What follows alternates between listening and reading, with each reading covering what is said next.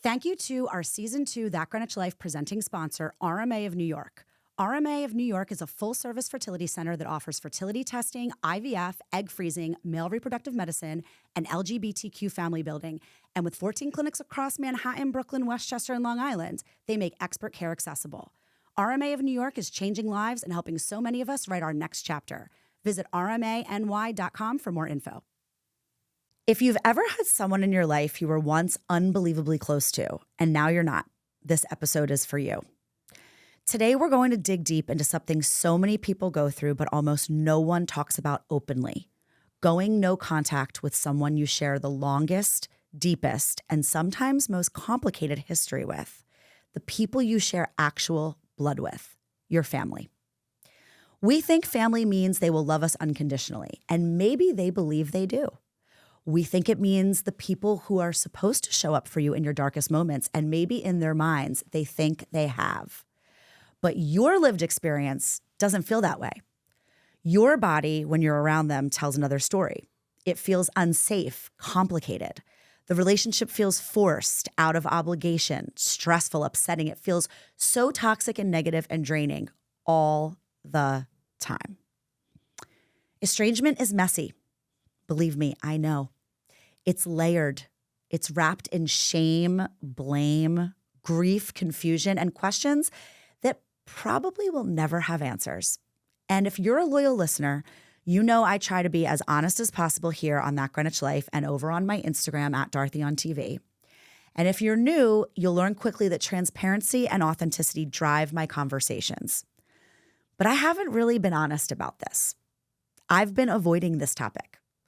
It's not that I didn't want to help you all by sharing my story. I just haven't been ready to talk about it out loud until now. Today, I have a special guest joining me, and I can't wait to introduce her.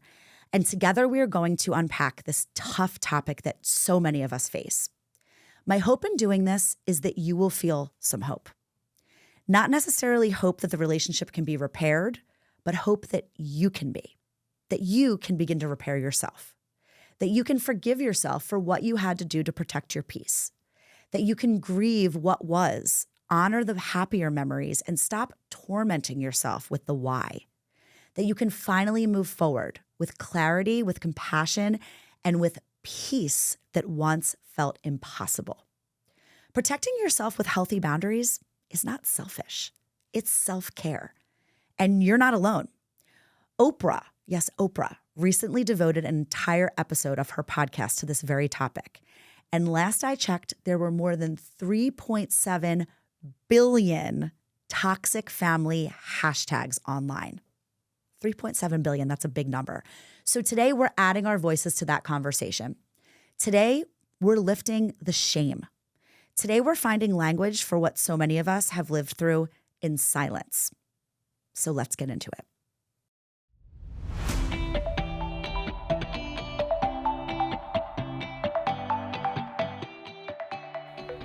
Hi, I'm Dorothy, a reformed celebrity gossip girl. For more than a decade, I was a red carpet reporter and tabloid magazine editor in New York City, appearing on all your favorite TV shows, spilling the secrets of the stars. But now, I'm a mom of two, living that Greenwich life in the suburb of Greenwich, Connecticut. And these days, I'm using my storytelling power for a purpose far greater than gossip. My own journey through infertility, IVF, and late-stage pregnancy loss taught me this. Everyone's carrying something hard, no matter where you live or how polished your life seems. That Greenwich Life isn't about status or perfection. It's about honesty, healing, and the messy, beautiful middle ground between who we are and who we're becoming.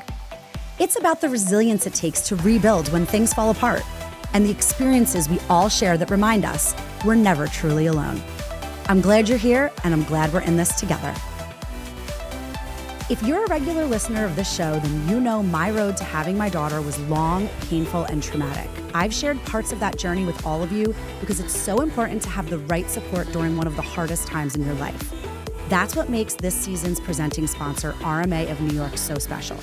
They're not just fertility doctors, nurses, and embryologists. They're a full team walking beside you every step of the way.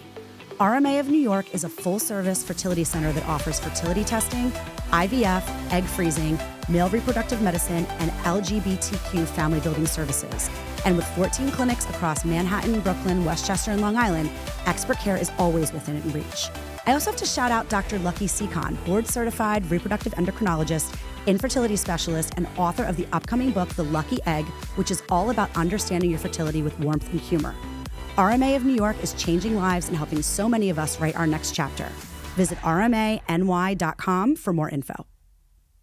Hey guys, welcome back to another episode of That Greenwich Life, Season 2, presented by RMA. I am your host, Dorothy Cascerceri Simone, and I am so glad that you are all joining me today.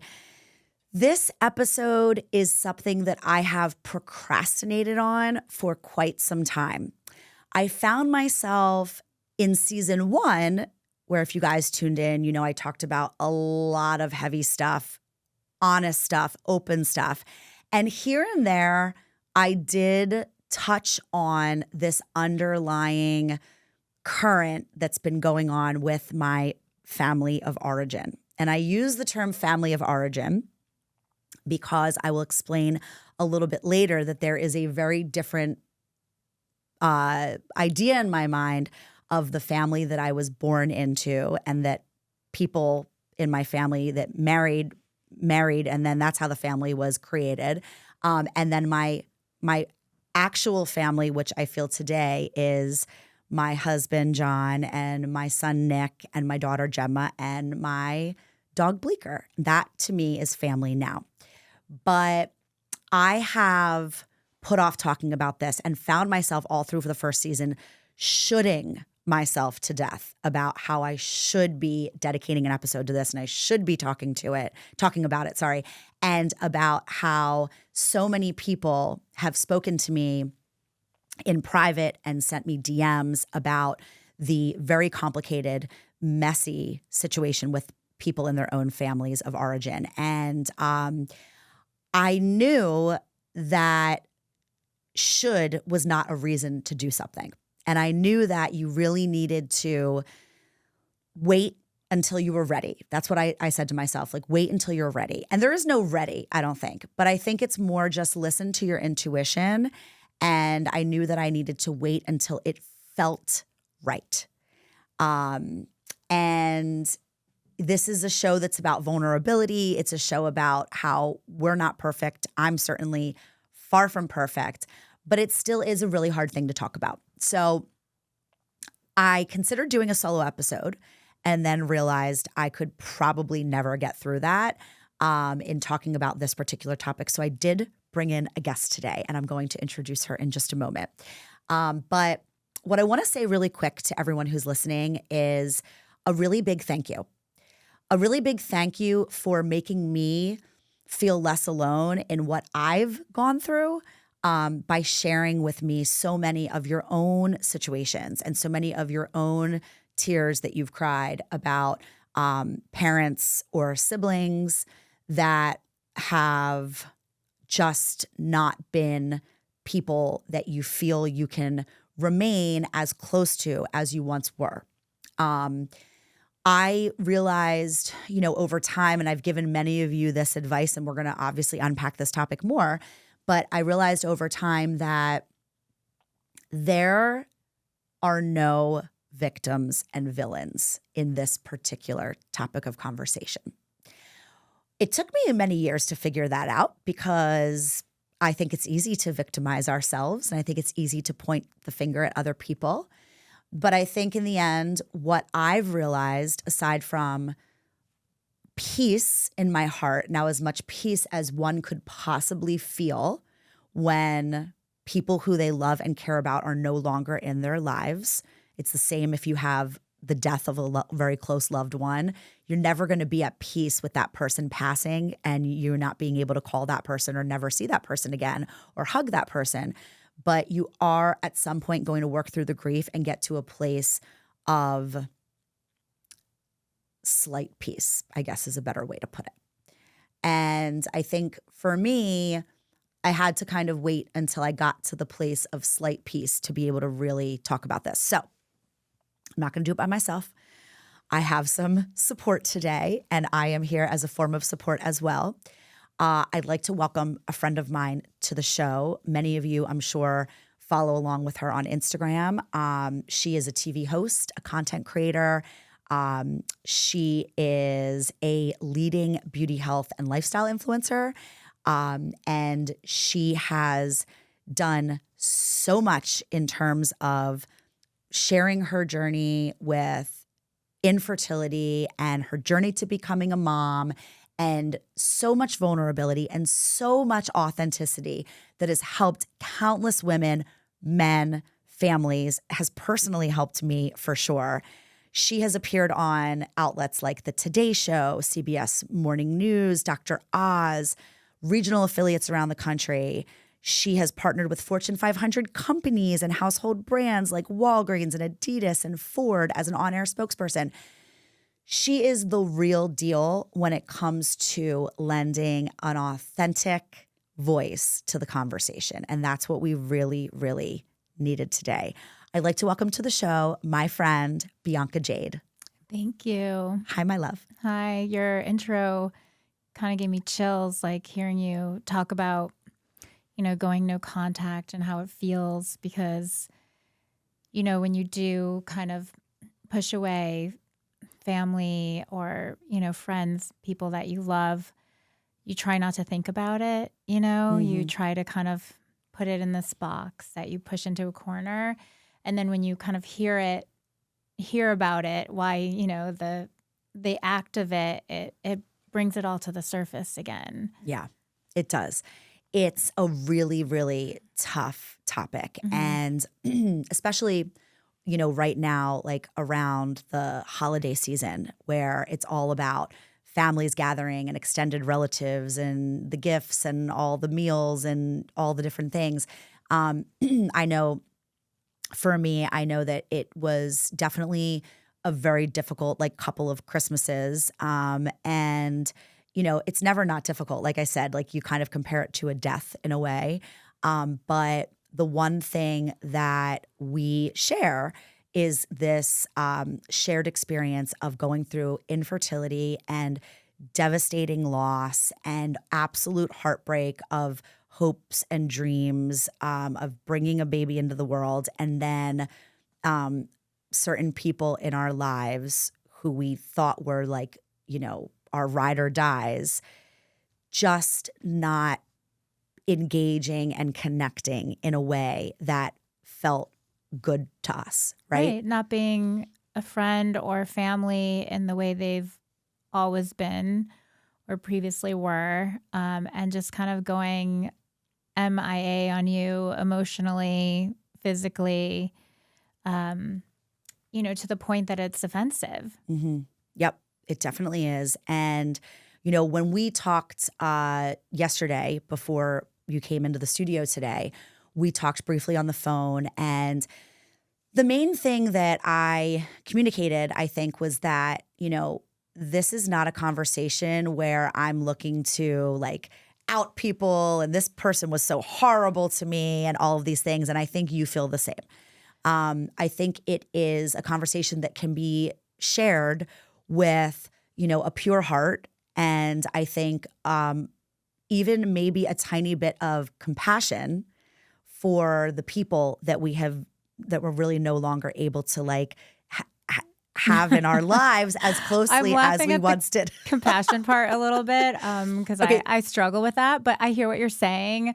And everyone's healing journey is different. Yes. Everyone's healing journey is different. And it took me a very, very long time. And I had a villain mentality that people did something to me and they weren't there for me and they didn't support me and all these stories, right? And all these narratives.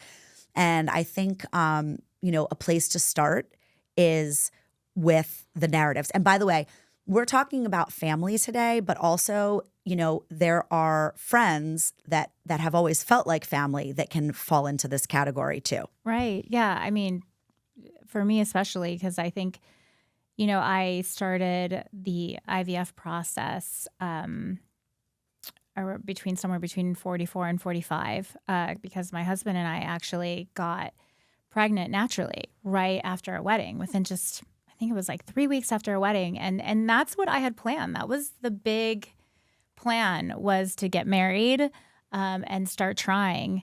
So it was all going to plan. Right. It was all going to plan. And we knew that we were already quote unquote geriatric by the standards of, the reproductive community or medical field, rather, I should say.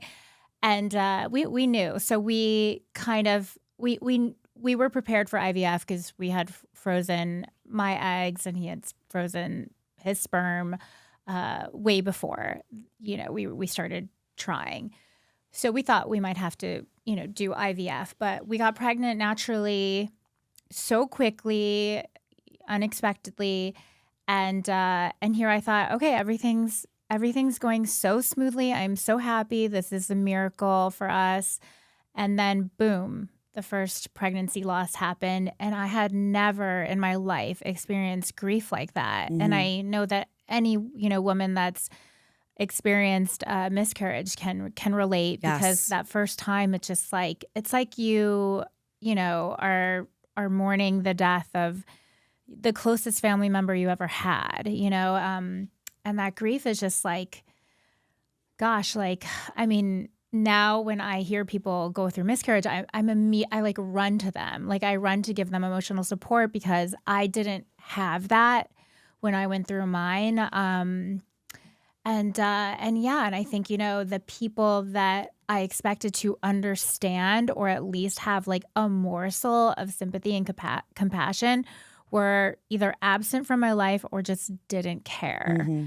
And so that was the beginning of my education on what it's like to be a TTC/IVF woman. TTC, trying to conceive. Yes.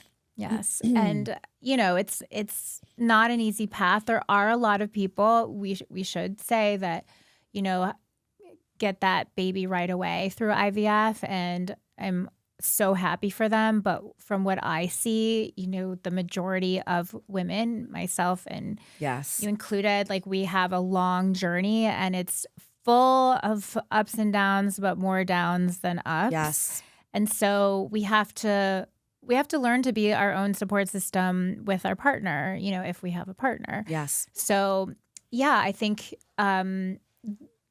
the idea of no contact was like not even in my vocabulary until I was going through the actual IVF process. Because after that miscarriage, we were like, okay, we need to start IVF. We don't have a lot of time. We were 44 and 43, and fast forward to now, we're 46 and 45. Still no baby, but we're on a new positive path. But even on this new positive path, the no contact concept is like louder and stronger and more prevalent than it's ever been over the past 2 years. So let's talk about the no contact mm-hmm. concept, right?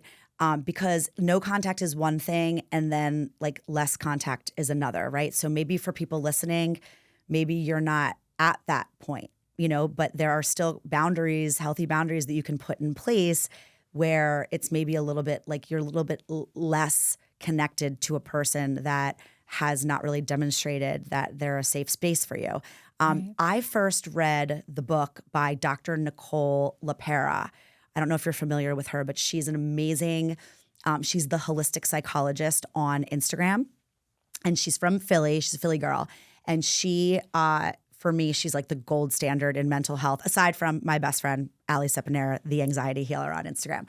But she's incredible. And when I first read her book, How to Do the Work, I was in like the depths of the darkness of infertility. And I had lost our baby at 21 weeks pregnant, and then embarked on this horrific journey of IVF that didn't work, and I would get pregnant, and then there would be a miscarriage, and I had no eggs in the bank and had to go back. Oh my gosh, it was just the ups and downs, more downs. Your story, like when you called to tell me, because we had that long conversation. Yeah, I think about a year ago. I think it was maybe a little more than a year ago, and you called me to be that supportive voice in my life that I absolutely did not have at that time. And I remember our call was like an hour and a half long, maybe longer. And you shared your story with me, and I couldn't believe like how much trauma you endured, but It I was could wild. relate to it because I was going through my own trauma. Yep. So, Yep. at the very least, as we're talking about this concept of no contact, like at the very least, what I'm so grateful for is just the support within our own community Yes. of people that feel so alone. Yes. And so Yes. kind of ostracized by their friends and family. Yes. You know what the most important part of this show is? You. Yes, you. The person listening while you're dropping the kids at soccer, folding laundry, or walking your dog. You make this show what it is, and it's your support, your time, and your energy that brings it to life every week. So can I ask a quick favor? It'll take just 20 seconds, I promise. Head over to Apple Podcasts or Spotify, hit that follow button so you don't miss new episodes, and leave a quick rating or review. Another great way to spread the love, pop the link to the show or your favorite episode into a group chat so more friends can check it out. These small gestures make a huge difference, and most of all, they help the message reach someone who needs it the most. As always, be sure to follow me on Instagram at DorothyOnTV and check out DorothyOnTV.com for the latest updates and to shop our brand new merch. And now back to the convo. I agree with you. The infertility community really is what it is, right? Like it's the group that no one wants to be a part of, but that so many of us are. We're all touched by it in some way, and it needs like more compassion and more understanding, and that's why we're here talking about this, right? It's the one good thing about like being and I hate saying an infertility woman, I say fertility woman. I know.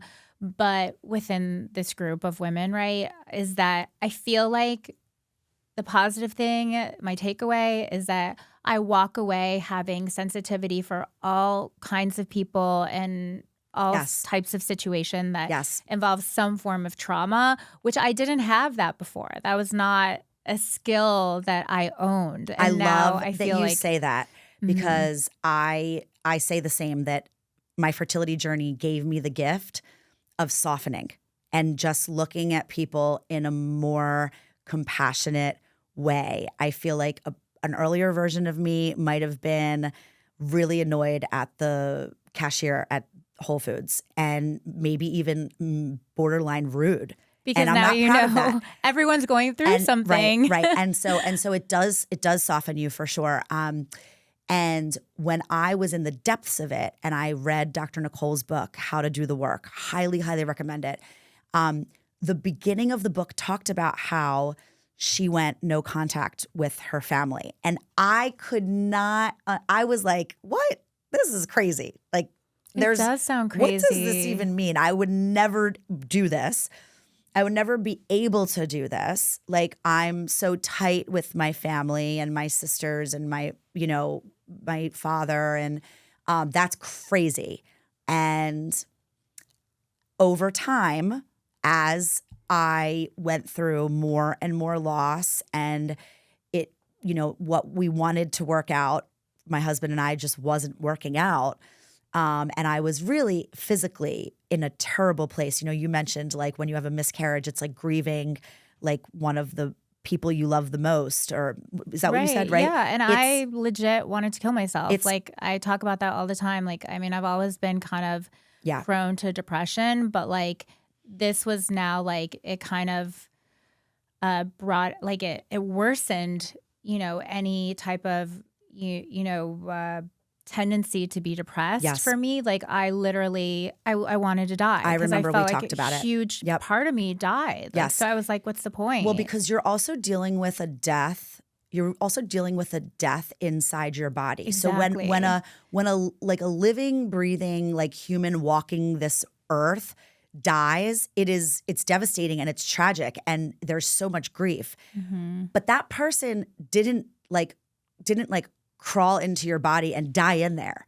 And that there is a big difference and there. is going through the process of dying in many scenarios, especially the further along you are and you're carrying a baby that is, slowly I can't even say it, This is one of the hardest parts of it. Psychologically just like it's sickening in a way. It's just like it makes you ill. I know. I always say like does God just like hate women? Like why was it designed this way? Like, and I joke, but I just say like, women must have like, pulled like the short stick in some ways, that we have to go through this like horrific trauma. But going back to the support system, right? Right. I know several people who went through really horrific traumas, and I know somebody who had a TFMR, termination for medical reasons, just like I did at the 20-week mark, and then, was completely lost, and then went on to get pregnant again, and then had another TFMR, and has like the most incredible mom and the most incredible dad and such a great support system. And yeah, it was a terrible time, but also these people helped her through and shepherded her through Right. all I of see this. most people, and they were by her side. Most people I know have that. And I think that's why this whole experience of, having to cut people off or step away from them, however we, kind of So politely want to say it. Yeah. I think that's what makes it so much harsher, because you see people with like really great families that are, they're checking in on them. I never had anyone check in on me. My maid of honor, who is my, college roommate, and just, I always thought of her as like bestie for life. Even during times where we didn't speak, for months. You just picked up right where you left off. Yeah. Like she, just kind of watched me go through my miscarriages and just like never said anything, and then used the stupidest excuses to kind of validate her lack of compassion and sympathy. Which was what? I support this candidate for president or whatever it was, because, I'm pretty politically loud on social media. And it was like, oh, well, I didn't like this, so I didn't feel like reaching out. I'm like, I just lost a baby. Yeah. At that point, it's not about like who you're voting for. No, they were just excuses because a choice was made, and maybe there is a little bit of shame or guilt, or I don't know, just like, oops, I forgot to say something type of thing going on with them, that they want to use something else to kind of attack you, or just like make them not seem so bad. Right. Well, that's relieve exactly their conscience. it. Yes, that's exactly right. And we, you were mentioning like feeling compassion for that. Like I don't feel any compassion for that. And actually, like, I communicate the biggest F you to them by like blocking them or whatever when I feel like they did use an excuse. Because I feel like at this age in our lives, like it is so easy to say, I'm sorry. Yeah. It's so easy to like, I wish I would have handled that a little bit differently. We couldn't do it in our 20s because our egos were like so massive. But, now that we've experienced so much of life and we're, less narcissistic, less like, I mean, I see most people in their, 40s kind of like, realizing a lot about life. And so I think now is the easiest time to like really step up to the plate, or, or just be honest and like in a sensitive way. And when I don't see my friends and family doing that, I just like, I have no feeling for it. Like I'm kind of like, this is me not just setting loving limits, which psychologists always like to say, they're not, my limits are not loving. My limits are like, stay the F away from me. Like I need to be healthy. I need to be stable, and I need to be grounded as I move along on my journey, which is the most important thing in my life right now, to be a mom. And you want to protect your peace above and beyond anything. You have to. And I think that's why most people do go no contact, is because they have a goal and they're not letting these people that have hurt them in whatever way it was, through their journey, they're not going to let them hurt them again, and so, I feel that way about, and keep distracting them from what they have to focus on. Right. Because it's too important. I liken it to, being on perpetual life support when you're in this process. It's every single day.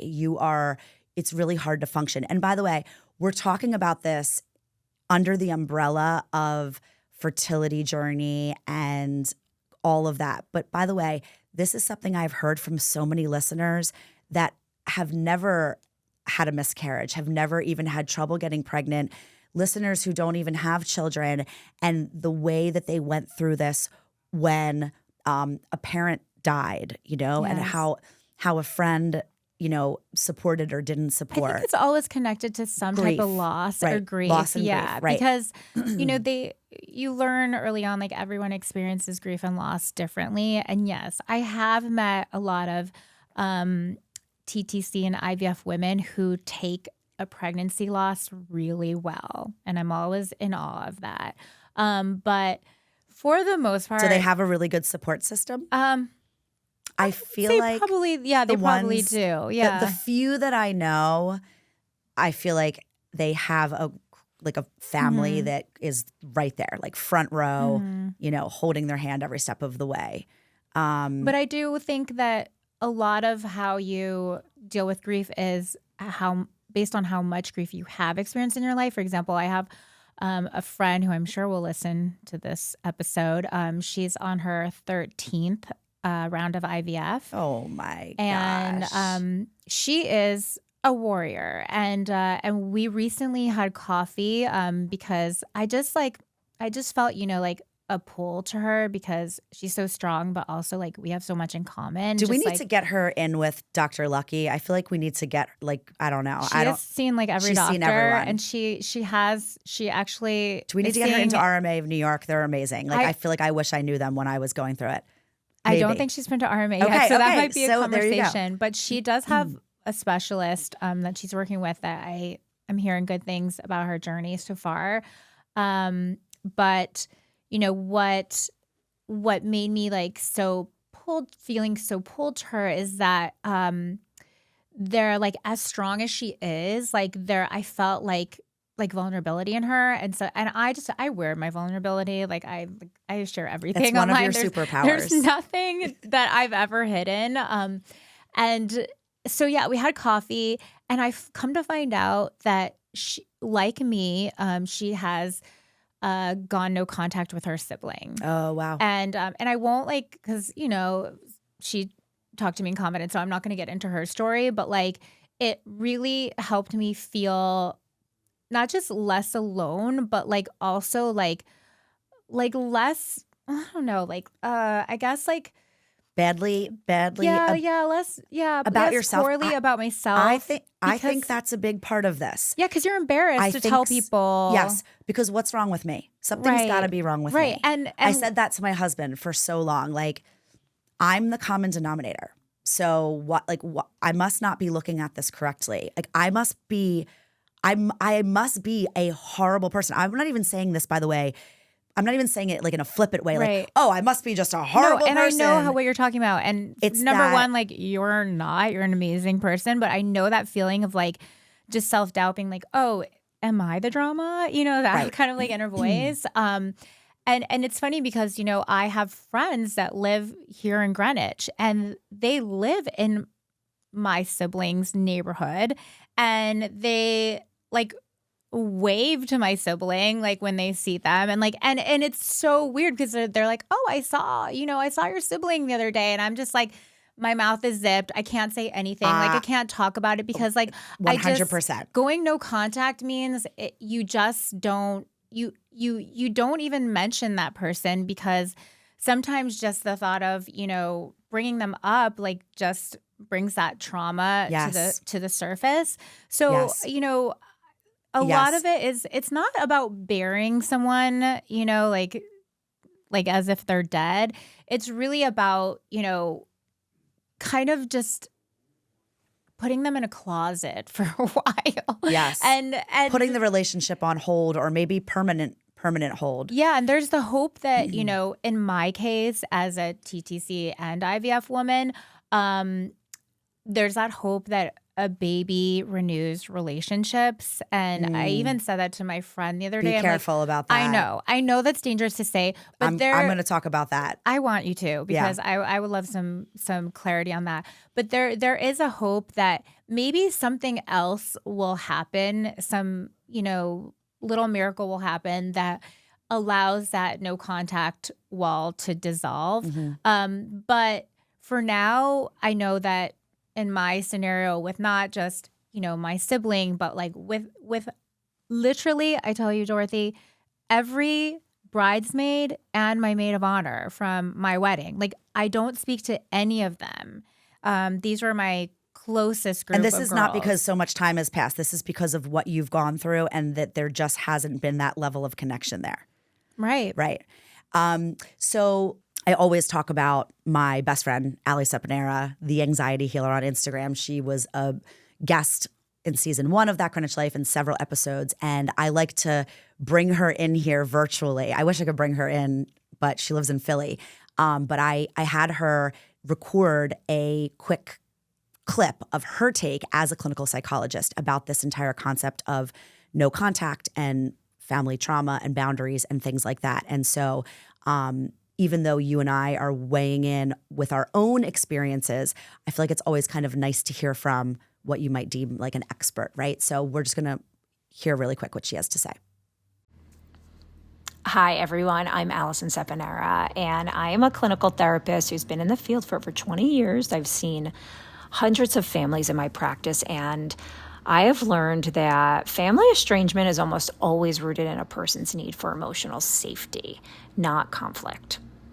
When an adult child goes no contact with a parent or sibling, it's rarely a spur of the moment choice. It's usually something they've wrestled with for a long time. And most people try so hard to make the relationship work. They communicate, they set boundaries, they give chance after chance. They really try to repair the relationship. But when those efforts keep getting dismissed or they're met with more hurt, then the body eventually reads the relationship itself as unsafe. And that's when we really start to see the impact on mental health. Things like anxiety, hypervigilance, emotional exhaustion, or feeling like you're constantly bracing for the next conflict can turn into depression. That's really when you see this whole relationship making an impact. Some of the biggest themes I clinically see are ongoing emotional validation, toxic family patterns like gaslighting or manipulation. There's a lot of trauma in the family system that goes unaddressed, and definitely repeated boundary violations. These aren't really small things. They really add up over the years. So when someone finally decides to step back or go no contact, it's not about punishing anyone. It's about protecting their well-being. It's a self-preservation decision, and honestly, it's often the first real step towards breaking generational patterns that have been harmful for a long, long time. It's never an easy choice, but it can actually really be an important part of someone's healing journey. That's really exactly validating. What we have been feeling. And she's a clinical therapist. So she has more of the, bird's eye view more than somebody who's like in it. But that's where I keep reminding myself the difference between me and what I'm doing and what generations past did is that I'm not doing it to punish people or to spite people or to hurt people or to, argue and fight. I'm not in a fight with anyone. You don't want that storyline anymore. That's and right. It's unhealthy, and no one wants to say, "Oh, our family has like a curse in it." And That's right. I think that we all are experiencing this no contact thing in the same way, but in our lives in a unique way. But the larger things happen to kind of, the major points that she's making happen to everyone. Yes. I think we're all nodding our heads at it. I think so too. I went to my high school reunion and my two of my sisters went there. And when I went, and they're much younger than me, but when I went, I ran into some of the younger girls and they're like, oh my gosh, like, I can't believe she's getting married. Are you so excited for the wedding? And, I know exactly that type of comment. Yeah. And we were not invited to the wedding. Oh, lovely. We were not invited to the At least wedding. you weren't kicked out of your siblings' wedding. Okay, well, that yes, we have a lot of wedding I would drama. probably choose the not being invited part. Yeah, we have a lot of wedding drama. But no, my family, meaning me and my husband and my kids, we were not invited to the wedding. And I wasn't, I don't want to say I wasn't hurt by that, right? Because obviously, yeah, of course, I'm a human. Like there's some hurt in there. But I was actually more, if I can speak really candidly, I was more relieved because then I would have to make the decision if we were going to go or not. Right. And that's on you. And it's on me. And my decision, by the way, not from any place of, I don't know if you've picked up on this yet, but like, I don't have any anger anymore about this. And I don't have any anger towards any of these people. Can I ask you about that? Because I don't either, but I think it's because you can't hurt me any worse than I've already been hurt. And so that may be the reason. I'm wondering if that's why. Because I told my husband the other day, it's like, you know, someone said something kind of cruel to me, and it happens all the time when you're dealing with infertility. Or when people just want to weigh in on your fertility journey. It sucks. But my husband was like, oh, that was messed up. And I'm like, I'm not even angry because the worst has already happened to me that. Well, it's perspective. Yeah. Like you have perspective. I guess so. And I think that once you're in that place, like you can't be angry anymore, but I don't know. I don't think that there's no living anger that's not still inside of you. Hey moms, dinner doesn't have to be a hassle any night of the week. Constantino's of Greenwich makes it easy with delicious homemade options for everyone in the family. The best pizza, pastas, salads, sandwiches, and chicken dishes. And don't forget the ice cream. The cannoli flavor is my favorite. Your kids like mine will be begging you to order from Constantino's. And with pickup, delivery, and catering, it couldn't be easier. Visit ConstantinosofGreenwich.com for more. So I would say, like, I would never say there's zero, but I would say I really am not angry. Okay. The reason that I'm not angry. That's progress. No, that's it's like huge. Major it's huge. progress. It's huge progress and it's huge healing. And it's taken me, you know, how many years now? 2019 until 2025. So it's 6 years. taken a long time. This is a lot of grief and a lot of processing and a lot of work and therapy and reading and going to a grief retreat and doing all sorts of things and doing a lot of it, you know, quietly because not always talking to everybody about it. And you it's know? not a good look to like air your dirty laundry, right? Like it's yeah. I mean, but I would say I don't have anger only because I have been able to step back from the situation and say to myself, that all happened for me. Nobody did anything to me.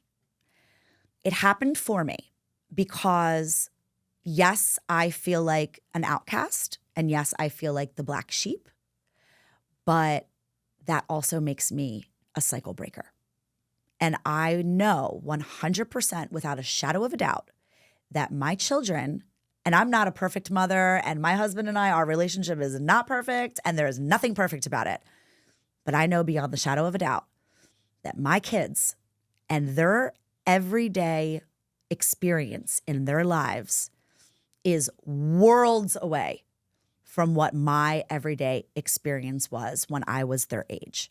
And I've had because I have been able to see the toxicity of a lot of what I lived in and a lot of what my siblings lived in. I've been able to see the dysregulated nervous systems of the people that I lived with for a very, very long time.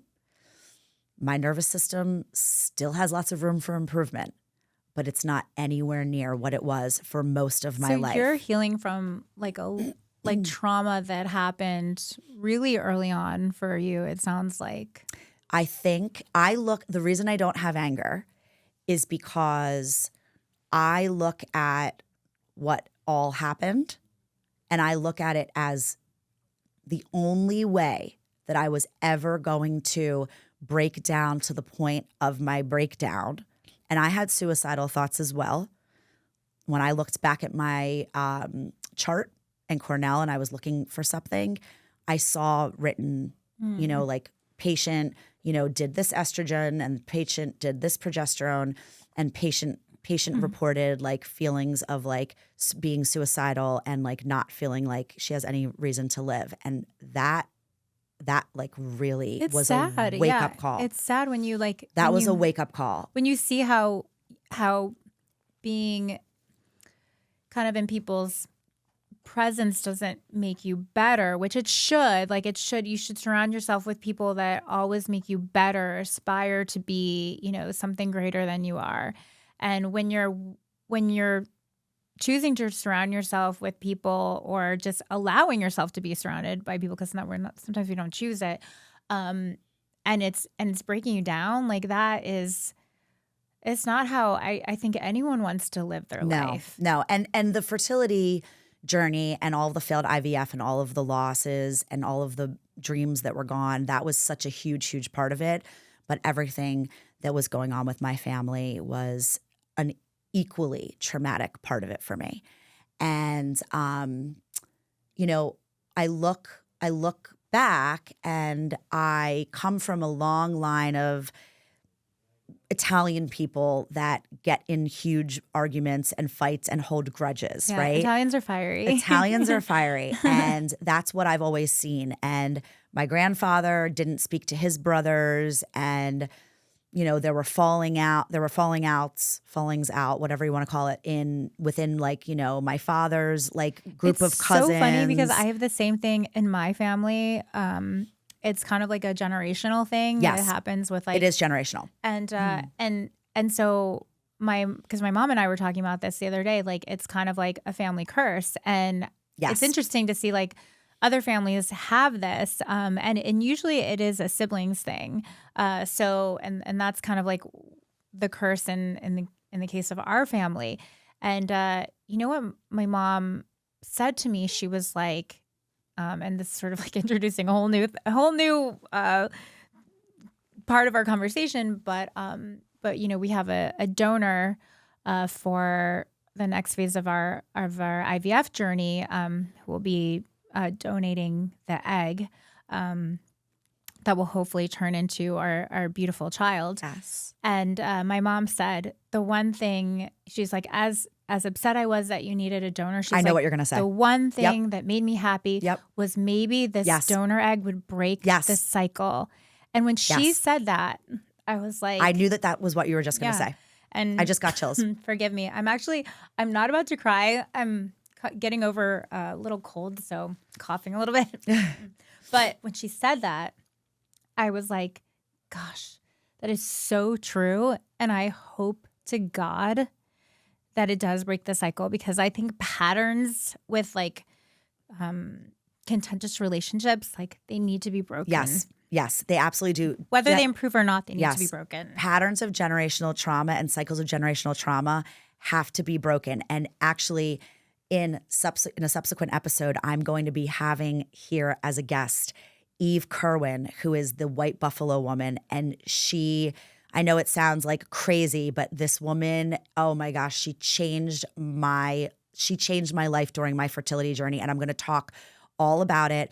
But that was one thing that she talked to me about this concept of like a really, really large event and chain of events needing to happen for a change maker to make the change. And so I look at it as I could never become who I am now. I could never step into the shoes of that person and that real, genuine self without ejecting from that entire group. And it's sad because I actually don't feel like I left anybody behind. I actually feel left behind. Same. I have I Yeah. have a similar Yeah. feeling of And being it's- like left out, really. Yeah. Yes, left out. Exactly. And it's probably it's not true one way or the other. It's probably a combination of both, right? It's never just these people did this and I did this or whatever. No, I definitely play a role, and there are things that I did and things I could have done differently, and there always are in life, right? When we look back. But one thing that I will say is that the looping thoughts about like, what could I have done to get to this point, and how could I have changed it, and what could I do differently, and what should I do now? They're all done. Those looping thoughts are done. That time is over. I can take a shower now and I can smell the shampoo, and I can think about like, what am I going to make Gemma for breakfast this morning? And do you feel like you still wish these people that you have no contact with well? Because I know that Yes. like I do, but like even though I might still be a little bitter that the relationship is no longer, I do hope things in their life go well and that their families are healthy and all of that. I just like, I just don't want it seeping into my life anymore. Of course, yes. And I think that if these people who I choose not to speak to anymore were faced with the same decision, they wouldn't even think twice about, bringing me back into their life. They would just be like, I'm done, and some of my bridesmaids, the ones that I don't speak to, like they did react that way when I was, in the depths of my depression after pregnancy loss. Like they just wanted me to be fun Bianca that took them to events all the time that I was invited to, and was always happy and was always complimenting them. And when I was no longer that person, it was like they didn't care anymore. I am about nodding me. my head, like my neck is gonna, like my head's gonna snap off my neck because I am nodding my head in agreement. I wasn't allowed to be sad. I wasn't allowed to feel despair. I wasn't allowed to say some messed up things about not wanting to live. How about attendance? How about your attendance at things that people needed you to be at? Or how about your text messaging responses or returning phone calls, things like that? If this is why I mentioned the thing about being on life support, because what I noticed is. This was almost like a sociological study, because I realized that the majority of the people, because I had most of the people in my life just like bent over backwards to be there for me and felt my empathy and sat and cried with me and showed up at my door with tears streaming down their face with a bouquet of flowers or a grocery bag from Whole Foods or whatever. Even people from a distance, not even people who lived here in Greenwich. Because I feel like that was always something that I heard, like, that my family didn't live here. And so it was harder for them to support. But I had people that didn't live here that supported me just fine, But the thing that I saw the most was that people who are not understanding what you're going through, and again, this goes for any type of grief, not just infertility or pregnancy loss, any type of grief. Maybe you're going through a horrific divorce, like anything, any big life thing that you're dealing with. People who don't understand it, they take a step back. Right. They kind of want to phase it out. They want to just make it go away by pretending it doesn't exist. Or they want you to deal with it. And I know this is really common for people like in my shoes, where it's like, okay, well, you're having trouble having a baby. Well, why not just accept it? And, your life is fun. Move on with your fun life and just like accept that you can't have a baby and you'll be okay. And it's just like, are you kidding me that like you even think that that's something that any human is capable of doing? Right. Also, like, would anybody ever say that to someone who's like husband just died or someone who just was diagnosed with like terminal cancer. Like, would anybody ever say something like that? No, because that's more in their vocabulary than something right. like infertility or another type of, unique trauma. I know that I've changed so much in the past decade of my life. I've always been a city girl. I've lived in New York City for, over 25 years now. And, my former friend was like, well, just admit it. You're never going to leave the city. You're not a suburbs girl. You're not like, the pick up from school mom type.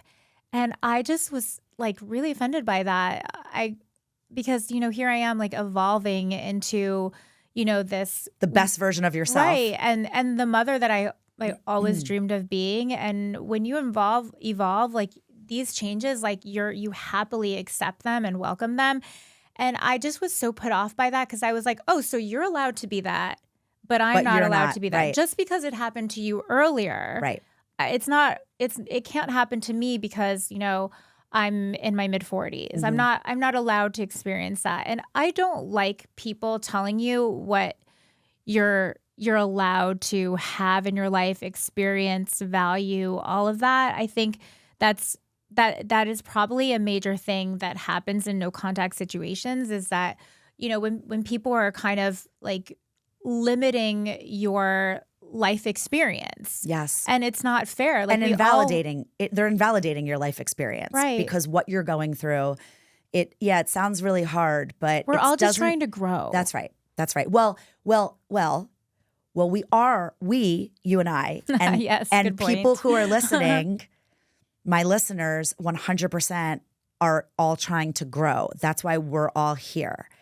But there are some people who are not trying to grow. And, I'm not saying anything about someone specific in my life, but there is a difference there.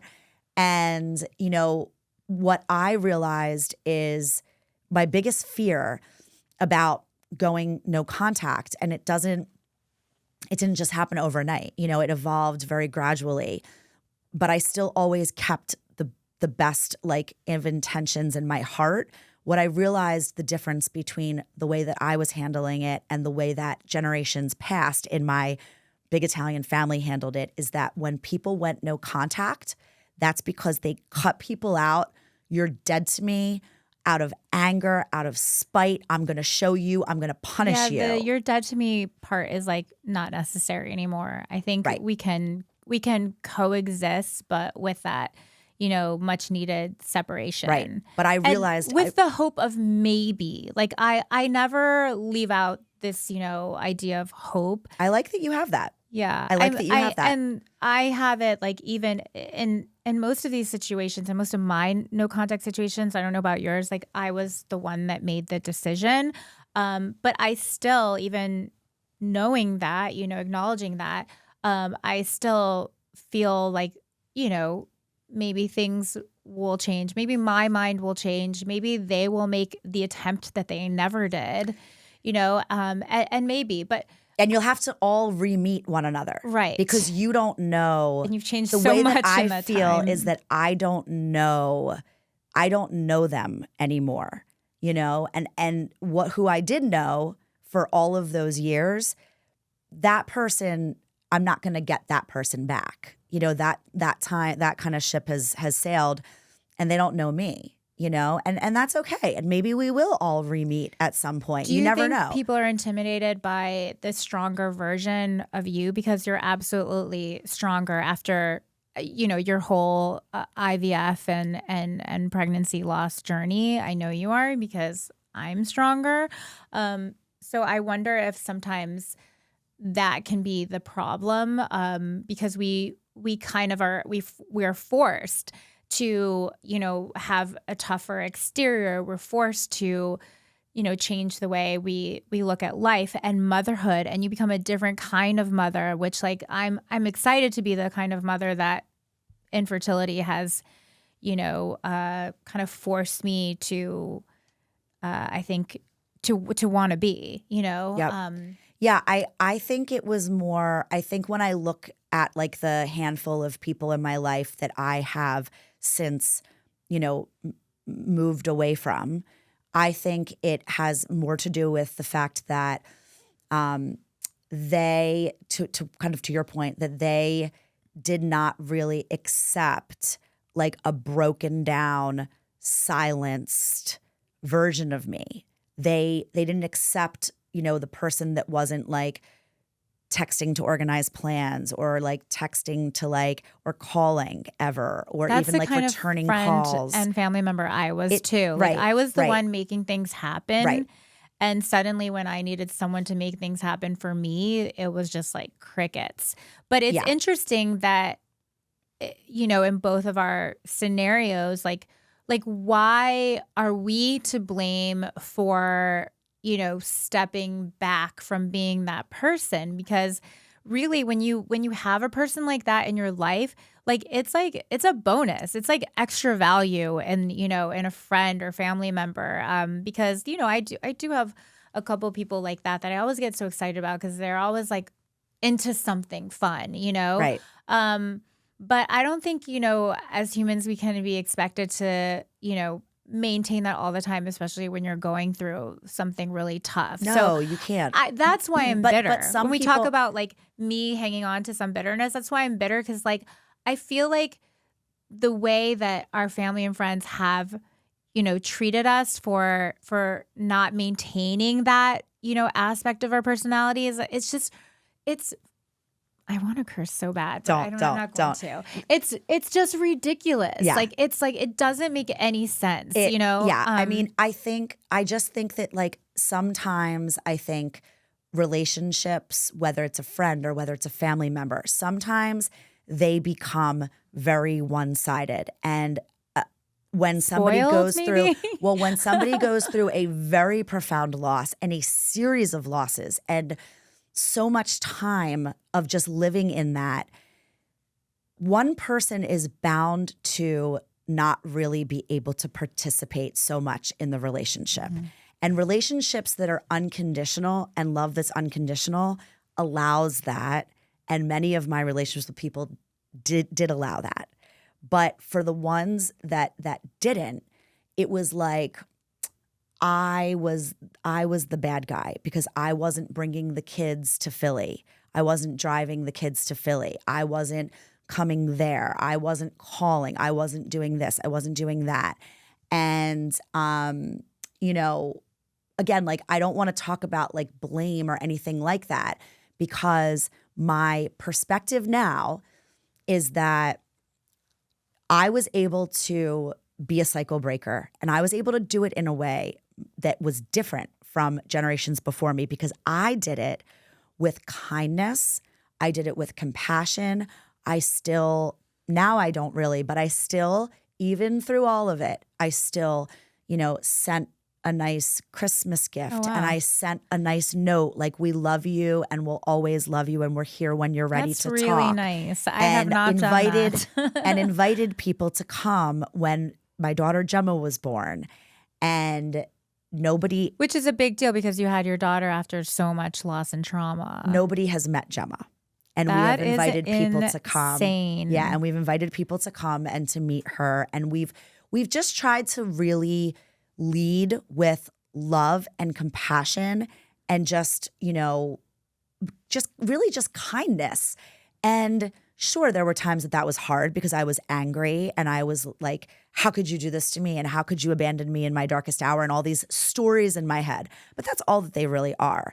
Nobody did anything to me. Nobody did one thing to me. The only things that happened for me because I was able to, have this peace that I have never felt in my entire life. And this is before Gemma was born. Mm-hmm. It wasn't just Gemma was born and boom, oh, well, Dorothy got her happy ending. Now she's just fine and happy with everything. No, this is like hard work that I did leading up to it. And just even when you do get the baby or whatever outcome you've been, longing, for and fighting for, that trauma is not gone. I have an influencer friend who is still talking about she went through 2 years of, IVF stuff, and finally she had to have her fallopian tubes removed to get pregnant. It was crazy. And she finally had her son, and she still talks about how she's triggered by, IVF stuff, or people asking, when are you having another baby? Right. And like, it really upsets her because she's like, I went through so much just to have my son. And so, reading about all of this, when she shares it, has been like really helpful to me, because I'm sure that I will probably feel some of that, after we hopefully, God willing, have a successful pregnancy. So it kind of opened my eyes, up to what's to come, because you think it's going to be over, when that baby arrives, but like, it's not necessarily over. And people will always say the most insensitive things reflecting back on your journey, or like laughing at it, or like, oh, it's in the past now, it's not really a big deal anymore. It's like, no, those were the 2 hardest years of my life. Right. It's just people's way of dealing with their own discomfort. And one thing that I will say that I think is really important to note here, especially for anybody who's living this and this is your reality, people on the other side of this equation, they also go through difficult things. Like we talk about on the show, how everyone's carrying something hard. And so in a time that I'm carrying something hard, another person that is close to me in my life is also carrying something hard. And I understand that. And so I think that's also a reason why I don't have anger anymore. Because if 2 people in a relationship are both carrying something very hard, there can be a disconnect.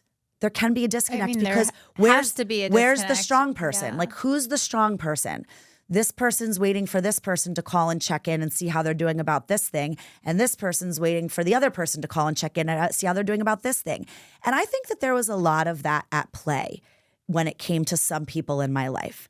I think that their hard was different than mine, but I still give them compassion and I give them grace, because I believe that there may have been some ways that I wasn't there for them, but I forgive myself for that, because I couldn't be. I knew that I couldn't be. It wasn't possible. I could barely be there to put my 2 feet on the floor next to my bed in the morning and get up and go get my son and get him ready for school.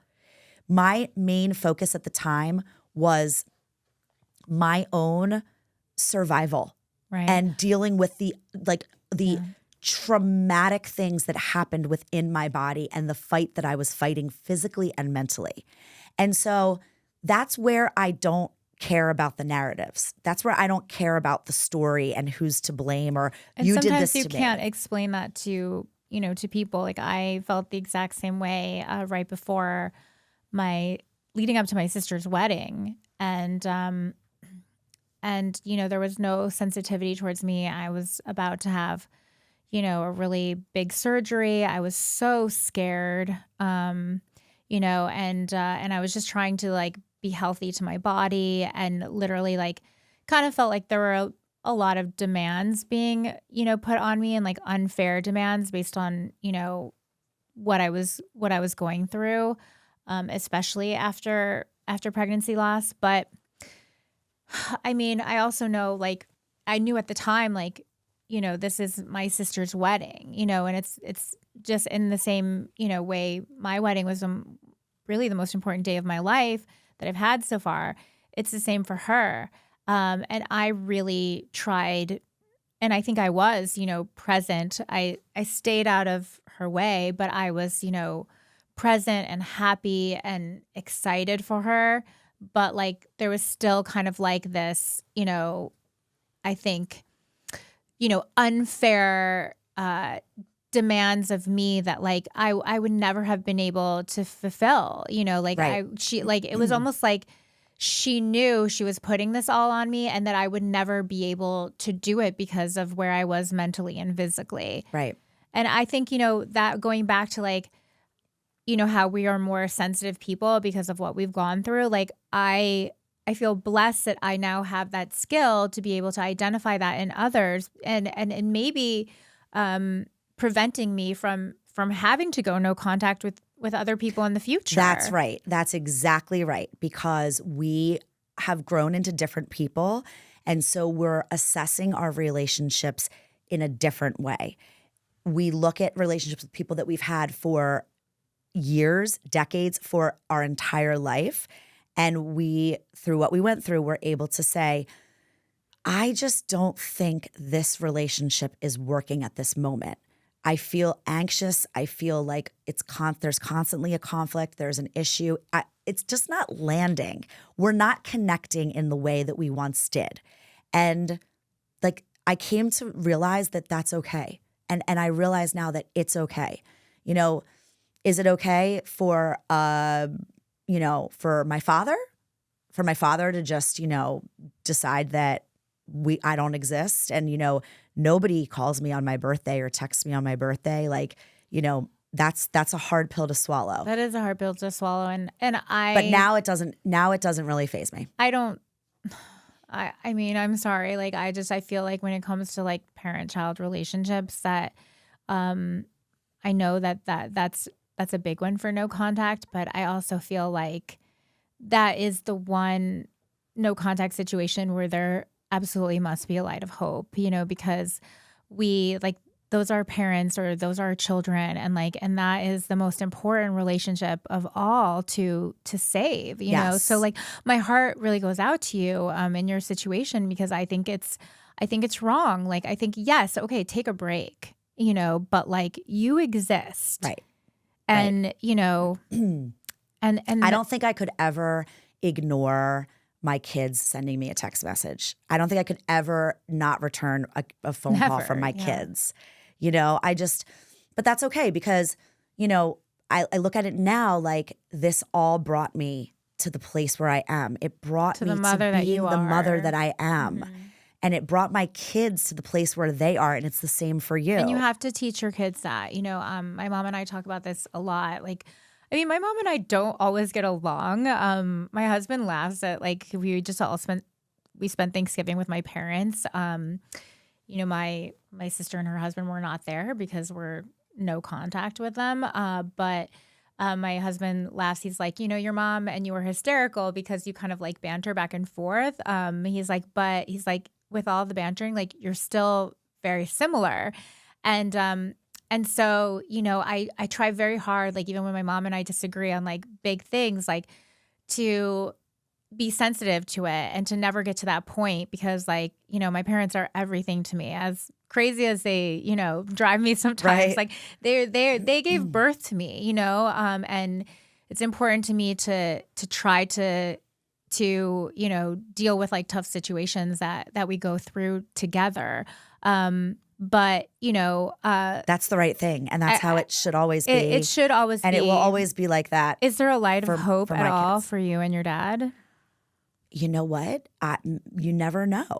I mean, I went through a long time of my life in and out with my mom and things there. And, my mom and she was at That Greenwich Life Live back in November. And, we have a nice relationship and she has a nice relationship with my kids. And you honestly just never know. And I'm never closed ever to anything. But I also know that I have people in my life who support me and love me unconditionally. And I'm so lucky to have found my husband. And are stepping into the role that maybe was void. And are stepping into the role. And guess who else stepped into the role? Your husband? A little bit. But guess who else stepped into the role? I did. You did. Okay. I did.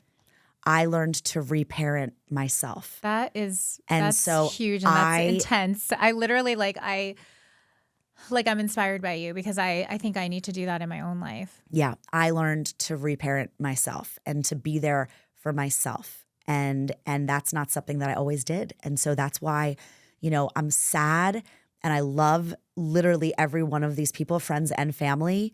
I cherish so much the memories and like I tell my kids about all of these people. I tell them all about like, oh, this funny story from college with my college roommate, and I tell them about, pop up when I was a kid and, something cute and something funny. Because breaking the cycle, as you talk about, you're saying that like you were the first to break the cycle. And I think you're doing the right thing by speaking positively and kindly of, everyone in your family. Because if you were saying bad things, then you're just perpetuating, it. So I think that's really beautiful and wonderful. And, I don't know, like I'm learning a lot about being a mom just in this podcast right now. I'm so glad. I don't know. I also just want to thank you for being, the supportive friend that like I didn't have, when I needed one, and for stepping into that role as well for me. It was my pleasure. And, I think my own personal situation has taught me so much about like just what people are going through. And that's why I don't have anger. That's why I have compassion towards every one of these people that I'm not close with anymore, because I have compassion for them. I love them. And I know that they're doing their best. And maybe their best is not like good enough for me to allow them in, but that's my choice, right? And that doesn't make them a bad person. And it also doesn't make their best like not the best. It's just where they are. It maybe doesn't work for me and doesn't work for my kids and for my husband and my family, but that's okay. It's not like some kind of, sorry, like we're too good for you now. You're not doing your best. It's just like there's a certain level of strife and difficulty.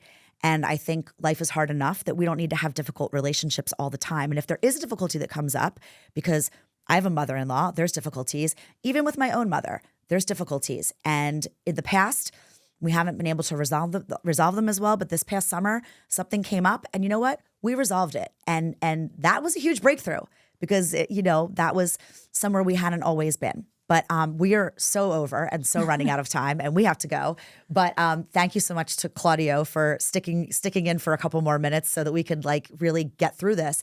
There's still so much to unpack. It's not an easy one. No, it's not an easy one. But I thank you so much, Bianca, for coming on the show. You were so wonderful, and it was so brave of you to share your story. And I'm really excited for everything to come. And guys, if you want to check out Bianca Jade, she's at Bianca Jade on Instagram, and she's msfit.com. And we should think about doing some no contact and estrangement content together on Instagram. I think that would actually be really helpful for people as well. Glad we're, making this an easier topic to broach, because, the more we talk about it, maybe the less we'll be here, And you know what I just realized? We didn't even cry. We didn't even need tissues. No, I saw you tearing up though. At one point I did. One time I teared up because about like my like darkest thoughts in my darkest moments. But you know what? Like it's healing in action, and it's healing in progress. And for the people who are listening, it's the same for you guys, like it doesn't happen overnight, and you go through different phases. Grief is hard, and it's hard to manage anger. And, if you guys ever want to reach out, you always can. You can DM me at Dorothy on TV. You can always follow along DorothyOnTV.com. And, I'm always kind of here to lend like an ear or a helping hand. Many of you have already taken a full advantage of that, that offer by telling me about some things that you have had going on with your parents or with your siblings and how to handle them. But my door's always open, and I'm here as a resource. And, I never know what the future will bring. And I just kind of hope every, day that everybody that I'm not super active in their life, and they're not active in my life and in my kids' life, I just hope that they're good, and that, who knows, the universe has plans for all of us. So we'll just see.